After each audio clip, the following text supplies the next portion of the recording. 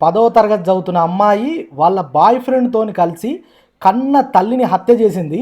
ఇదే షాకింగ్ అంటే ఇంకా ఇంటర్నెట్‌లో నేను నిన్న రీల్స్ చూస్తుంటే ఆ బాయ్ ఫ్రెండ్ వాళ్ళ అమ్మ ఎవరైతే ఉన్నారో ఆమె ఏం చెప్పిందంటే ఆమెను చంపి దెంగాల్సిందే అని ఓపెన్‌గా స్టేట్మెంట్ ఇస్తుందామె. మరి ఆమె కొంచెమన్నా పశ్చాత్తాపం కూడా లేదు. కొడుకు మరే ఆ మర్డర్‌లో ఇన్వాల్వ్ అయ్యిండు. నా కొడుకు ఇట్లా చేసిందనే ఒక చిన్న బాధ కూడా కనిపిస్తలేదు. ఇంకా ఆమె ఏమంటుంది ఆళ్ళ బిడ్డని ఆమె కంట్రోల్‌లో పెట్టుకోవాలనుకుంటుంది. ఆమెకి 16 ఏళ్ళు ఉన్నాయి. ఈయనకి ఎక్కువ లేవు. ఈయనకో 18, 19 ఉండొచ్చు. ఈయనేం మేజర్ కాదు. అయినా కూడా ఆమె ఇంకా ఆళ్ళ కొడుకుని సపోర్ట్ చేసుకుంటా మాట్లాడుతుంది. ఎంతైనా కన్నప్రేమ ఉంటది గానీ ఇలాంటి సిచ్యువేషన్‌ల ఒక మర్డర్ అయిందంటే ఆళ్ళ కొడుకు ఇన్వాల్వ్ అయిందంటే ఆమె కొంచెం పశ్చాత్తాపంతో ఉండాలి. నా కొడుకు ఏంది ఇట్లా చేసిండు, నీ ఇట్లా పెంచిండా అని ఉండాలి.